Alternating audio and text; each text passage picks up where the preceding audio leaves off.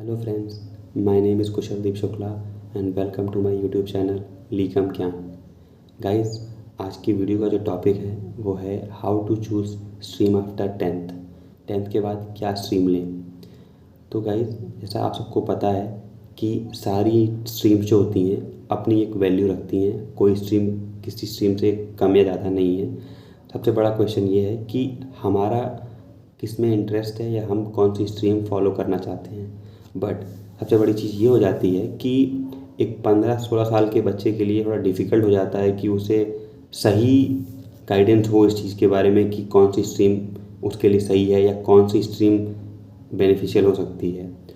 तो अब होता क्या है कि जब आप 10th पास करते हो तो आपको एक्चुअल में नहीं पता होता है कि आपका इंटरेस्ट किस स्ट्रीम में ज़्यादा है, बट डिसाइड भी यही फैक्टर्स करते हैं। अगर हम फैक्टर्स की बात करें कि किस बेसिस पे हम डिसाइड कर सकते हैं कि हम कौन सी स्ट्रीम में लेनी चाहिए हमें, तो मेरे हिसाब से मुझे लगता है दो बड़े इंपॉर्टेंट फैक्टर्स हैं। वो ये हैं कि एक तो हो गया एबिलिटी, दूसरा हो गया इंटरेस्ट। तो पहले फैक्टर की अगर बात करें तो एबिलिटी का मतलब ये है कि हर स्टूडेंट को अपनी एबिलिटी पता होती है। जैसे मैं अगर अपनी बात करूं तो मुझे जब मैंने 10th किया तो मुझे मैं भी ये श्योर नहीं था कि मुझे कॉमर्स लेनी है, आर्ट्स लेनी है, साइंस बायो लेना है या मैथ्स लेना है। बट हाँ, एक चीज़ मेरे माइंड में क्लियर थी कि मुझे मैथ्स नहीं लेनी है। अब मैथ्स नहीं लेनी है उसका रीज़न ये था कि मुझे लगता था कि मैं मैथ्स नहीं कर सकता, या मुझे मैथ्स से एक फ़ियर था या फोबिया था। ठीक है, तो ये भी एक एबिलिटी के अंदर ही एक फैक्टर है कि एलिमिनेशन मेथड। जैसा मतलब ये है कि मान लीजिए क्या होता है कि हर स्टूडेंट का कहीं ना कहीं एक सब्जेक्ट ऐसा होता है जिसमें उनको लगता है कि वो उसे नहीं कर पाएंगे, क्योंकि होता क्या है कि 10th तक जो आपने पढ़ा है वो 12th में जाकर थोड़ा ब्रॉड हो जाता है। ठीक है, मतलब कि आपने बायो 10th की जो पढ़ी है वो 12th की बायो से थोड़ा वेरी करेगी। कैसे कि 10th की बायो आपने एक आपको जनरल इंट्रोडक्शन टाइप से दिया जाता है कि आप कि समझे सब्जेक्ट को, सब सब्जेक्ट को, चाहे बायो हो, साइंस हो, मतलब साइंस का ही पार्ट बायो है, बायो हो, मैथ्स हो। ठीक है, तो कहने का मतलब ये है कि 12th में जाके उसको थोड़ा सा उसका लेवल थोड़ा सा बढ़ जाता है। तो कई बार ऐसा होता है कि हमारा इंटरेस्ट पहले रहता है, वो बाद में ख़त्म हो जाता है। कि बायो पहले पढ़ने मज़ा आ रहा था, बट जब वो 12th वाली बायो की बुक्स देखी तो हालत ख़राब हो गई। या फिर मैथ्स थी कि चलो 10th तक तो मैथ्स कैसे कैसे कर ली, बट 12th की मैथ्स देखी तो अरे भाई अब क्या होगा। तो ऐसे में ये है कि आपको सबसे पहले एबिलिटी अपनी आपको पता होनी चाहिए कि आपको ये लगता है कि जैसे मैंने अपना एग्जांपल दिया कि मुझे लगता था कि मैथ्स नहीं कर पाऊंगा, मैं कॉमर्स भी कर लूँगा, मैं आर्ट्स भी कर लूँगा, बट मैं मैथ्स नहीं कर पाऊंगा। ठीक है, ये एक फैक्टर हो गया एबिलिटी का। दूसरा फैक्टर है इंटरेस्ट का। अब होता क्या है दोस्तों कि अगर सही मायने में देखें तो कई बार ऐसा भी होता है, या हमारे टाइम पे तो ऐसा ज़्यादा ही होता था कि एक प्रेशर रहता था कि मैथ्स कौन ले रहा है, जो बहुत ही ब्रिलियंट बच्चा है।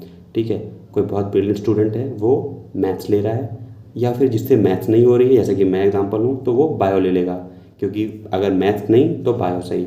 ठीक है, फिर आता था कि जिससे साइंस ही नहीं हो पा रही है तब वो कॉमर्स ले लेता है। ठीक है, उसका इंटरेस्ट या नहीं ये उससे नहीं पूछा जाता। जनरली पेरेंट्स भी इस चीज़ को ज़्यादा थोड़ा साइड लाइन कर देते हैं कि वो पूछना ज़रूरी नहीं समझते हैं कि क्या सच में तुम्हारा इंटरेस्ट कॉमर्स में है या नहीं। अगर तुमसे साइंस नहीं हो रही है तो तुम कॉमर्स ले लो। फिर बचता है लास्ट ऑप्शन आर्ट्स का। तो आर्ट्स को ऐसे रखा गया है बिल्कुल नीचे पायदान पे, स्पेशली स्मॉल टाउन्स में मैं उनकी बात कर रहा हूँ कि स्मॉल टाउन्स में क्या होता है कि उन्हें ये लगता है कि अगर किसी ने मैथ्स लिया है तो वो ब्रिलियंट है, या फिर मैथ्स के बाद बहुत सारे करियर अपॉर्चुनिटीज़ ओपन है, और बायो के बाद एक मेडिकल लाइन खुली हुई है। तो इस तरह से थोड़ा सा एक माइंडसेट है जो कि बदलने की ज़रूरत है, क्योंकि आपको सबसे बड़ी चीज़ ये है ना कि सबसे इम्पॉर्टेंट चीज़ ये होती है कि कोई और आपका डिसाइड नहीं कर पाता है। क्योंकि अगर मान लो मैं बायो लेता हूँ या मैं मैथ लेता हूँ तो ये सब चीज़ मेरे साथ चलेंगी, मेरे साथ परस्यू होंगी। तो सबसे पहले डिसीजन इसमें मेरा होना चाहिए। तो उस डिसीजन को कैसे आप एक्यूरेट बनाएं, उस वजह से ये वीडियो बनाने का मेरा एक पर्पज़ था। ठीक है, तो अब बात करिए हमने एबिलिटी की कि हर इंसान की एक एबिलिटी होती है कि हाँ ये चीज़ मैं कर सकता हूँ, ये चीज़ मैं नहीं कर सकता हूँ। एक अपनी कैपेसिटी भी होती है। जैसे मैंने बोला कि मेरे से मैथ्स नहीं होने वाली थी तो मैंने ये सोच लिया कि मैथ्स को नहीं लूँगा, भले उन तीन में से मुझे कोई चूज़ करना पड़ जाए। ठीक है, तो हाँ ये एक और बात है कि मेरा मेडिकल बैकग्राउंड होना भी एक वन ऑफ द फैक्टर था कि वही वाला जो मैंने बताया ना आपको कि मैथ्स नहीं तो बायो, बायो नहीं तो ये वो वाला, ठीक है। तो अब बल्कि मुझे रियलाइज़ होता है कि ऐसा नहीं होना चाहिए, क्योंकि होता क्या है कि सपोज़ करो आपने मैथ्स ले लिया या बायो ले लिया, बट फिर आपका जब आप एक सर्टेन एज में आते हो तो आपको लगता है कि यार आपका तो इंटरेस्ट पॉलिटिक्स में था, या आपका इंटरेस्ट तो लॉ में था, या आपका इंटरेस्ट तो यूपीएससी में था, ठीक है, एडमिनिस्ट्रेशन में था। तो फिर आपको क्या होता है कि आपका फिर वो मैथ्स और बायो ना इतना काम आता नहीं है, क्योंकि आपको फिर से ह्यूमैनिटीज़ पढ़ने पड़ती हैं, आपको आर्ट्स ज्योग्राफी हिस्ट्री ये सब पढ़ना पड़ता है। ज्योग्राफी हिस्ट्री और बहुत सारे सब्जेक्ट ऐसे जो आपके साइंस से थोड़ा अलग होते हैं। तो वहाँ आता है कि यार अगर मुझे यही चूज़ करना था तो मैंने पहले क्यों नहीं ले लिया। तो यही चीज़ होती है कि हमें सही गाइडेंस नहीं मिल पाती कई बार। ये बात हो गई आपकी एबिलिटी की और इंटरेस्ट के साथ साथ। तो इंटरेस्ट का क्या है कि अब जैसे होता है ना कि हमें अब मुझे क्या चीज़ अट्रैक्ट कर रही है। मान लीजिए मैं 10th में था, ठीक है, तो 11th में जब मैं आ रहा हूँ तो मैंने कुछ बुक्स ली या कुछ एक तरह से बहुत से आपके स्कूल्स में ट्रायल क्लासेस भी होती हैं कि वो एक तरह से आपको एक ट्रायल डेमो टाइप से देते हैं कि हाँ आप देख लो पढ़ के, एक क्लास इसकी ले लो, एक क्लास उसकी ले लो, अगर आपको लगता है कि ये आपके लिए बेनिफिशियल है या आपको इसमें मज़ा आ रहा है तो आप ये कंटिन्यू कर लो, ठीक है। ये तो 2-3 फैक्टर हो गए ये वाले कि आपको एबिलिटी अपनी अपनी देख ली या आपने इंटरेस्ट देख लिया। तीसरा है कि आप एक्सप्लोर ज़रूर करो।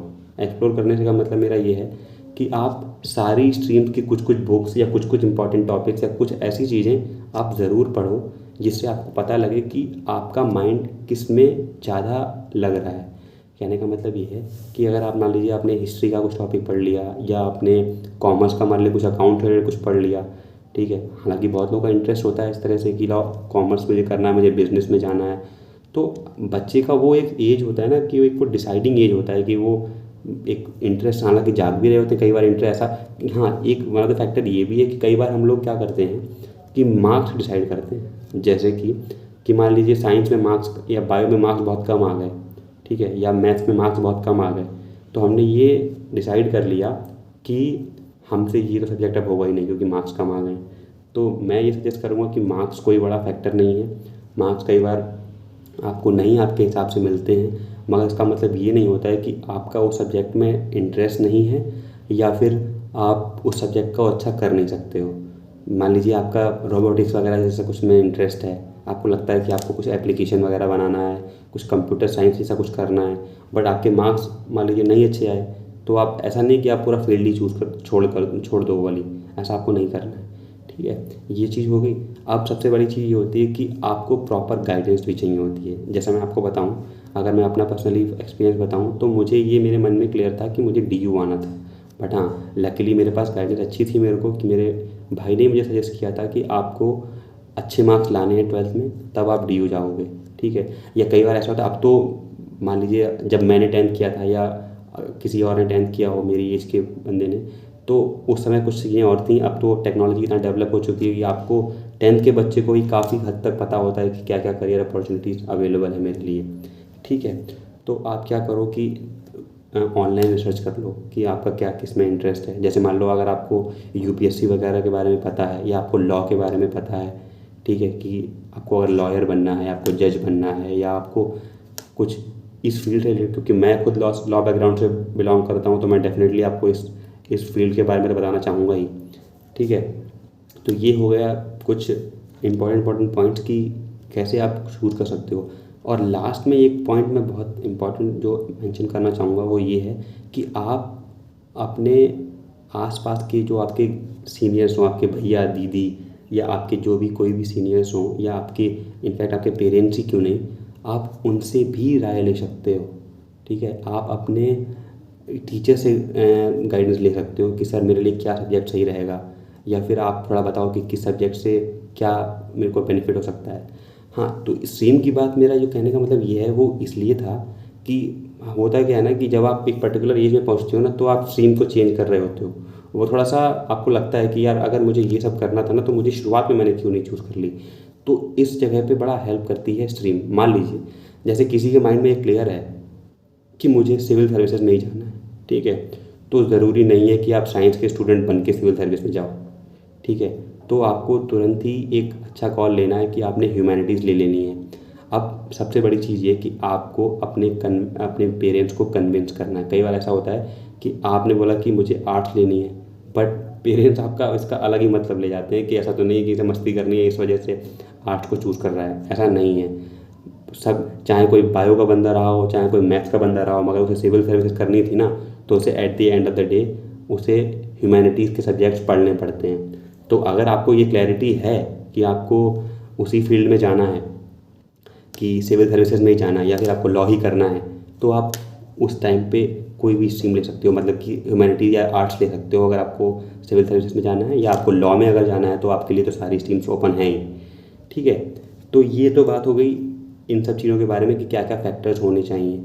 और लास्ट में मैं ये चीज़ भी बोलना चाहूँगा कि पेरेंट्स का बहुत बड़ा रोल रहता है। ठीक है, कि आप अगर सपोज़ करो कि मैं अगर ये वीडियो अगर आपको भी मैं टारगेट करके बना रहा हूँ, तो आप इस चीज़ का भी ध्यान रखो कि अगर मान लीजिए आपका बच्चा कोई है तो वो 10th उसने पास किया, तो उसको आप हर फील्ड का एक्सप्लोर करवाओ। आप उसको हर फील्ड के बारे में थोड़ा सा बताओ कि आपको अपनी नॉलेज के हिसाब से कि हाँ ये फील्ड भी हो सकती है। और अगर आपका बच्चा मतलब विलिंगली बोल रहा है कि हाँ मेरे को ये चीज़ सही लग रही है, तो आप कंसिडर करें। वैसे ही ये चीज़ स्टूडेंट्स पे भी अप्लाई होती है कि आप भी अगर आपको लगता है कि आपके हिसाब से ये चीज़ बढ़िया, आपको कॉमर्स में इंटरेस्ट आ रहा है, तो डेफिनेटली आप उसको पेरेंट्स को कन्वे करो ये चीज़, और उनको कन्विंस भी करो कि हाँ मुझे यही करना है क्योंकि मेरा इंटरेस्ट इसमें बन रहा है। तो ये कुछ पॉइंट्स थे जो मुझे लगता है कि मैंने कवर करने की कोशिश की है।